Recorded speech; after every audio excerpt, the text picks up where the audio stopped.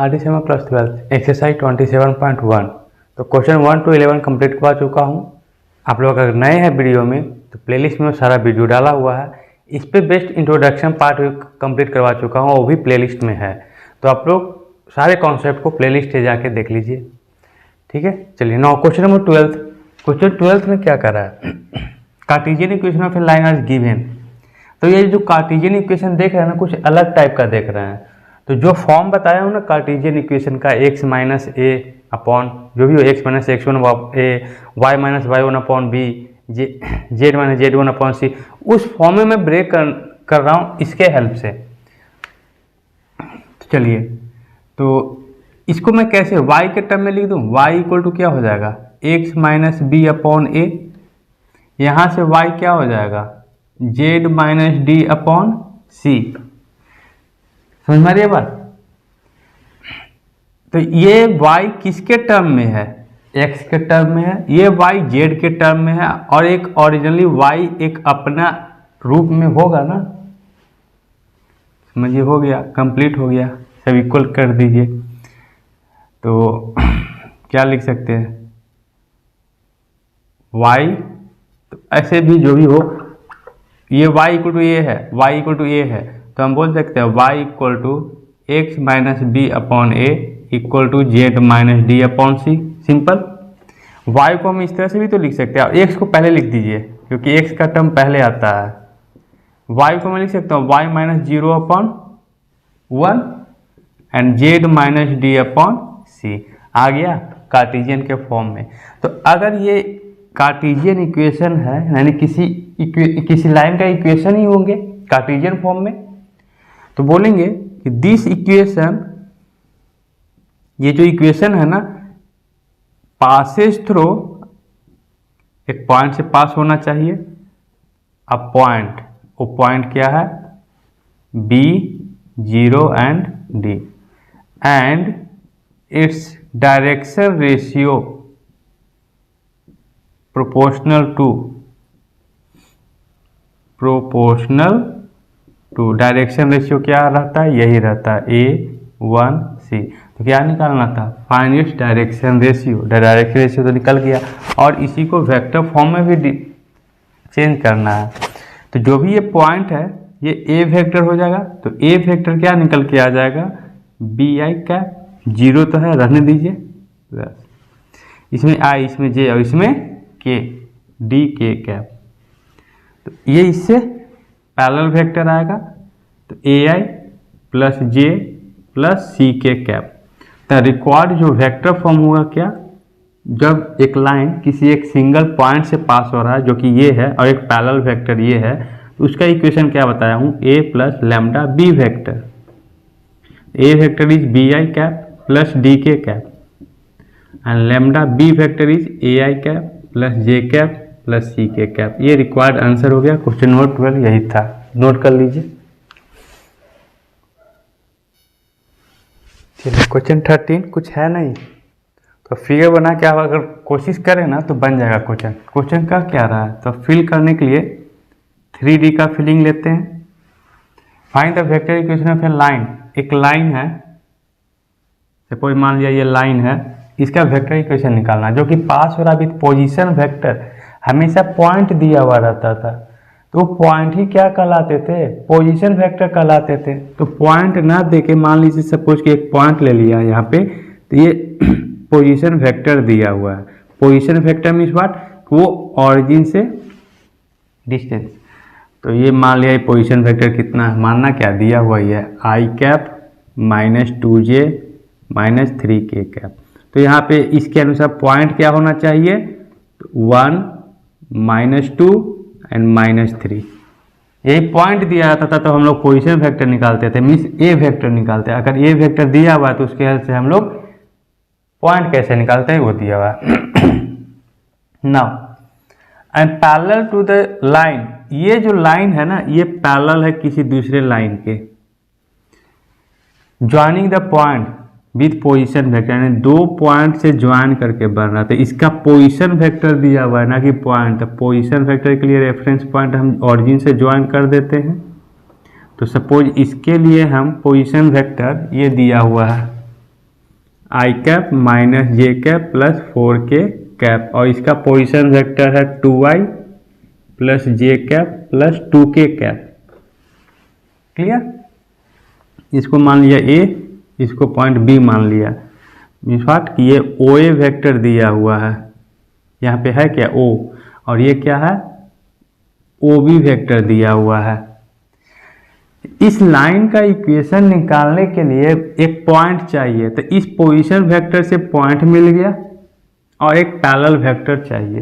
तो जब एक लाइन दो गिवन पॉइंट से पास हो रहा है, पोजीशन वेक्टर बोलिए या फिर पॉइंट बोलिए, बात तो एक ही चीज़ है, क्योंकि इसके हेल्प से पॉइंट भी निकाल सकते हैं। दो पॉइंट से अगर कोई लाइन पास हो रहा है तो वेक्टर नहीं निकाल सकते हैं, ए बी वेक्टर, इसको मान लेते हैं बी वेक्टर। तो बी वेक्टर बोलिए या फिर ए बी वेक्टर, आपको वेक्टर फॉर्म में ये बताया हूँ कैसे निकलता है। टर्मिनल पॉइंट क्या है ये, इनिशियल क्या है ये, तो ओ बी वेक्टर का पोजीशन वेक्टर क्या लेंगे, इस पॉइंट का position vector, O B vector में से ओ ए वेक्टर को माइनस कर देंगे तो ए बी वेक्टर निकल के आता है।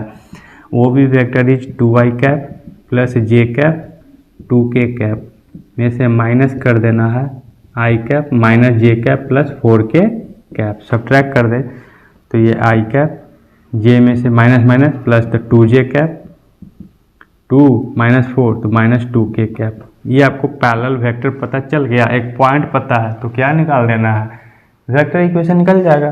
तो r vector equal to a vector plus lambda b vector, a vector यही है पोजीशन वेक्टर, तो ए क्या है given i cap minus 2j cap minus 3k cap, lambda b vector ये निकला i cap 2j cap minus 2k cap. ये है vector form में, वेक्टर फॉर्म में। कार्टेशियन फॉर्म में चेंज करने के लिए क्या करते हैं हम लोग, आर वेक्टर को चेंज कर देंगे xi कैप, बहुत सारा क्वेश्चन करवा चुका हूँ इस पे बेस्ड, फिर भी मैं कोशिश कर रहा हूँ कि और भी करवा दें, बहुत सारे बच्चे के बन गया होगा। आई कैप यहाँ से कॉमन लेंगे तो 1 plus lambda I cap, minus J common लेंगे तो -2, यहाँ से क्या हो जाएगा 2 लेमडा, जे कैप कॉमन ले लिया, के कैप कॉमन लेंगे तो -3 और यहाँ से -2 लेमडा। आई को आई से कंपेयर किया तो x equal to 1 plus lambda, y equal to -2 plus 2 lambda and z equal to -3 -2 lambda. तो यहाँ लेमडा का वैल्यू आ जाएगा x माइनस 1/1, लेमडा का आ जाएगा y प्लस 2/2, लेमडा का वैल्यू z प्लस 3/-2। सबको इक्वेट कर दीजिए तो x minus 1/1, y plus 2/2 and z plus 3/-2। बाकी सब सेम प्रोसेस, मैं स्टार्टिंग में ही बोला था इसका इंट्रोडक्शन पार्ट 2 ही है ही। एक लाइन का इक्वेशन निकालने के लिए कहेगा जब वह एक गिवन पॉइंट से पास हो रहा हो या कोई एक पैरेलल वेक्टर दिया हुआ है, तो वेक्टर फॉर्म में निकालने के लिए कह सकता है या फिर कार्टेशियन फॉर्म में, या फिर एक लाइन किसी दो गिवन पॉइंट से पास हो रहा है तो फिर उसका वेक्टर इक्वेशन कैसा होता, कार्टेशियन इक्वेशन कैसे होगा। यही दो कॉन्सेप्ट के हेल्प से तो क्वेश्चन घुमा फिरा के देगा, थोड़ा बहुत है तो लास्ट में तो आएंगे वही कॉन्सेप्ट पे ना, तो यही तो थोड़ा बहुत सा चेंजिंग कर दे रहा हो, कुछ नहीं कर रहा है सिंपल चैप्टर। एक दो बार बना लीजिएगा, प्रैक्टिस कर लीजिएगा तो इससे 100% आपका चांसेस है कि नंबर आ जाएंगे। चलिए नेक्स्ट क्वेश्चन देखते हैं, इसे नोट कर लीजिए। चलिए क्वेश्चन 14 में ना है तो भाई क्लास 12th का कॉन्सेप्ट, ठीक है। 11th में पढ़े होंगे आप एपी जीपी, एपी तो डिस्टेंस फॉर्मूला जानते हैं क्लास 10 से, तो डिस्टेंस फॉर्मूला का भी इसमें यूज होंगे। कैसे देखिए, find the point on this line, ये लाइन का इक्वेशन दिया हुआ है कार्टेशियन फॉर्म में, थोड़ा फिगर से फिल करें।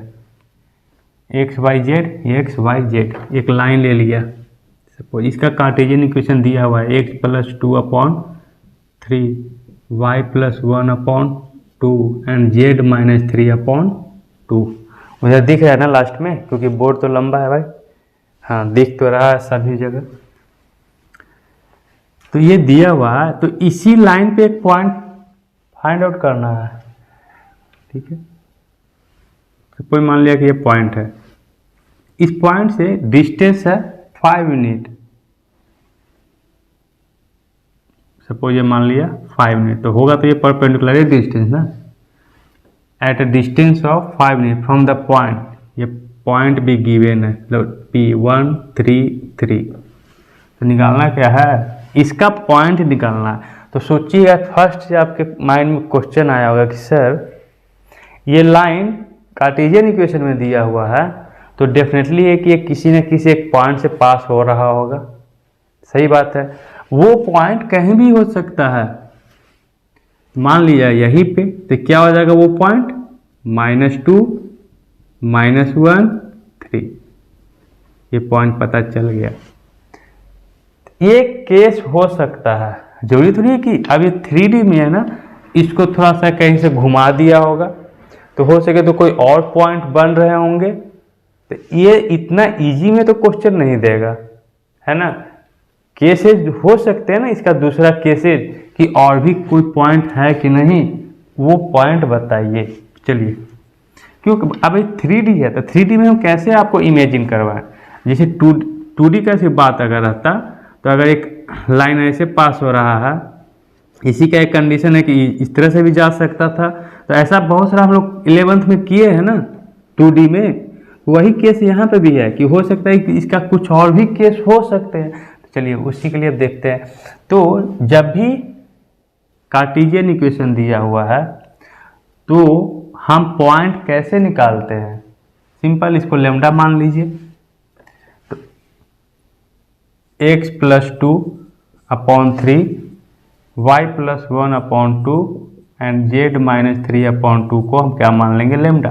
पॉइंट मीन्स व्हाट, लेट मान लेते हैं, let required point be x y z। अब 3D में है तो x y और z तीनों होंगे ना, तो x y z है तो इससे x निकल गया 3 लेमडा -2, y आ जाएंगे 2 लेमडा -1 एंड z आ जाएगा 2 लेमडा +3, क्रॉस मल्टीप्लाई से कर दिया। अब वो लाइन को मैं बाहर लेके आ रहा हूँ, ये पॉइंट P है जिसका कोऑर्डिनेट है 1 3 3, और ये पॉइंट सपोज मान लिया Q है, इसका कोऑर्डिनेट निकला x y z, 3 lambda -2 2 lambda -1 and 2 lambda +3। Distance formula क्या था भाई, 2D का बात कर रहा हूँ। अगर मान लीजिए ये पॉइंट है B, ये x1 y1 था, x2 y2 था, तो AB डिस्टेंस निकालने के लिए क्या करते थे, √ x2 - x1 का होल स्क्वायर, y2 - y1 का होल स्क्वायर। लेकिन ये 2D का था ना, इसमें z भी है तो z एक एक्स्ट्रा ले लेंगे, ये है कितना 5 यूनिट, इसको P नहीं लेना है, Q लेंगे, इसको P तो ऑलरेडी दिया हुआ है, तो PQ = x2 - x1 का होल स्क्वायर, y2 - y1 का होल स्क्वायर, z2 - z1 का होल स्क्वायर का अंडर रूट, या फिर इसको स्क्वायर कर दीजिए, तो 5 का स्क्वायर 25 x2। अब इसमें आपको डिसाइड करना किसको लेना, मान लीजिए इसको x1 y1 z1, तो इसको मान लेंगे x2 y2 z2, आपका इच्छा अनुसार, या फिर इसको x1 y1 z1 मान लीजिए। तो x2 ये है तो 3 लेमडा -2 और फिर -1, तो -3 डायरेक्ट लिख देते हैं, y2 2 लेमडा -1 फिर -1 तो -4, समझ में आ रही है ना बात। 2 लेमडा -1 है और फिर -3 करेंगे तो 2 लेमडा -4 का होल स्क्वायर, z2 में क्या है 2 लेमडा +3 और -3 कैंसिल आउट हो जाएगा, तो 2 लेमडा का ही स्क्वायर बचेगा सिर्फ। ब्रेक करेंगे इसको तो 25 = 9 lambda square +9 - 18 lambda, 4 lambda square +16 - 16 lambda +4 lambda का स्क्वायर। इसको सॉल्व करते हैं, इसको इरेज कर दूं, इसका तो ज़रूरत है नहीं। 9 लेमडा स्क्वायर है, 4 लेमडा स्क्वायर है, और यहाँ भी 4 है, 4 और 4 18 और 9 17 लेमडा स्क्वायर। प्लस वाला देखते हैं, +9 16 25 कैंसिल आउट हो जाएगा, इधर 0 बच गया। चलिए इधर कर लेते हैं solve. -18 lambda -16 lambda -34 lambda equal to 0। यहाँ से लैम्डा का वैल्यू क्यों 2 आएगा ना, क्यों? क्वाड्रेटिक इक्वेशन है। बहुत सारा बच्चे इस तरह से सॉल्व करेंगे तो एक ही आएगा कि जैसे कैसे सॉल्व करना है। अगर -34 लैम्डा उधर लेके चले गए तो 17 lambda square equal to 34 lambda, एक लैम्डा से लैम्डा कट गया तो लैम्डा कितना आ जाएगा 2। इस तरह से सॉल्व करिएगा तो सिर्फ एक वैल्यू आएगा, लेकिन है ये क्वाड्रेटिक इक्वेशन तो लैम्डा का वैल्यू 2 होना चाहिए। तो हम क्या करेंगे, यहाँ से लैम्डा कॉमन लेंगे तो यह आ जाएगा 17 लैम्डा -34 इक्वल टू 0। या तो ये लैम्डा इक्वल टू 0 होना चाहिए या फिर ये 0 होना चाहिए। तो इफ लैम्डा इक्वल टू 0 तो एक इक्वेशन आ गया, फिर इसको इक्वेट करेंगे 0 से तो लैम्डा का वैल्यू 2 आ गया। अब यहाँ पे वैल्यू पुट कर देंगे तो आ जाएगा। अगर 0 पुट किया, जो पॉइंट आया ना 0 पुट करें तो 0 - 2 -2, 0 - 1 -1, 0 + 3 3, वही पॉइंट आ गया ना। एक पॉइंट 2 पुट किया तो क्या आएगा, 3 2 जा 6, 6 में से 2 गया 4, 2 2 जा 4, 4 - 1 3, 2 2 जा 4, 4 3 7। तो एक पॉइंट ये भी आया 4 3 7। तो 2 कंडीशन है, 2 पॉसिबिलिटी है, 2 पॉइंट आ सकते हैं, दोनों बता दिया। ठीक है, तो आई होप ये आपको समझ में आ गया होगा। अगर वीडियो पसंद आया तो please share my video. Question 14 तक कंप्लीट करवा चुका हूँ और बुक में टोटल 18 क्वेश्चन है। छोटा छोटा वीडियो रहने देते हैं, ये 4 क्वेश्चन जो बच रहा है नेक्स्ट वीडियो में हम कंप्लीट करवा दूंगा। ठीक है, तो आज के लिए इतना ही। थैंक यू, एंजॉय करिए, मिलेंगे नेक्स्ट वीडियो में।